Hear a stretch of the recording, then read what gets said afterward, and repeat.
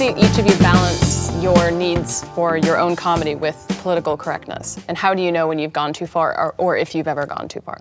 I kind of worry about it a little bit because I deal with like virginity and Catholicism. And do you find the Latino audience is more conservative in sort of what they... No. The Latino audience is all over the place. I mean, the Latino audience encompasses like 50 different countries. I know every single one of them, and they're related to me. Yes, okay. No, it encompasses way too many people, and so many people of different, like, you know, you're talking Mexicans and Puerto Ricans and Dominicans and Cubans, and they're all from different places, and they speak different languages, and they eat different foods, and so that's why it's like kind of hard to talk about them. I can only talk about myself by the end of this. And it must be hard because you're not making fun of religion, but you're skewering some of the traditions.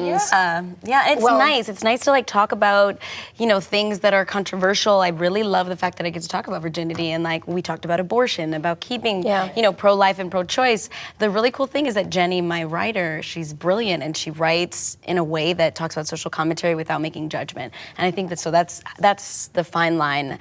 I have my own beliefs, but I definitely don't put them on anybody else. But it feels like when you're in this position where you're the lead actress in a show, like your word is bond, and if you know, so that's, you know, I try to be light because we all have our own journeys and we all have different religions. Pink means pregnant.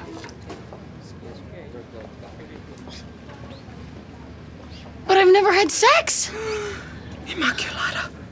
You are Immaculata. What? No, Mom. Clearly, she's not a virgin. Of course I am. That's a mistake. It's not a mistake. Or it's a hormonal thing. Exactly, pregnancy hormones. What? I understand that this is unplanned. Hi, hello, this is Jane Villanueva. I need to talk to Dr. Albert because I have a crazy doctor saying that I'm pregnant. Is there something that you would never do for a laugh? So, like a line that you cross that you just refuse to put yourself in the situation to get a laugh? No.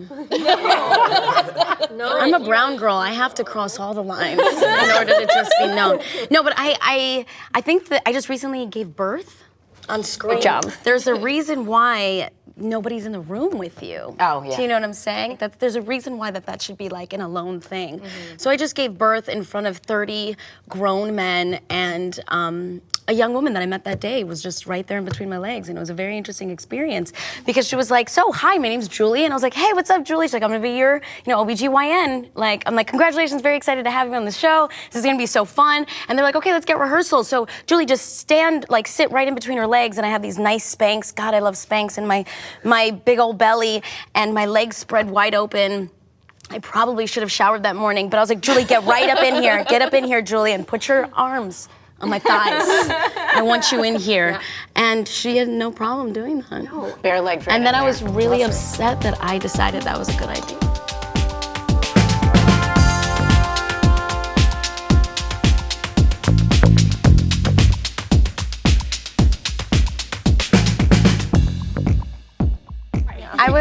I was up for a role, and I went in character, like, all focused and whatnot, and they said, oh, that's the director's favorite pick. They absolutely love her. But can she come back in with a little tight black dress, her face all done, real nice? And I was like, but that's not the character. So then I was like, no, that doesn't make any sense. If I come in, that doesn't make any sense. Why would I do that? And they were like, because they need to know that you're pretty enough to put you on the cover of magazine. I said, well, then tell them this, they don't want me. They don't want me then, because this is how you put somebody on the cover of a magazine. You get a fucking backdrop, you get a photographer, you take a picture, and you print that shit out. That's how you put somebody on the cover. True. Yeah. Like, that's actually, the camera will not break. It will. Unless I fucking break it with my hand. Like, what if a child sees it? Yeah.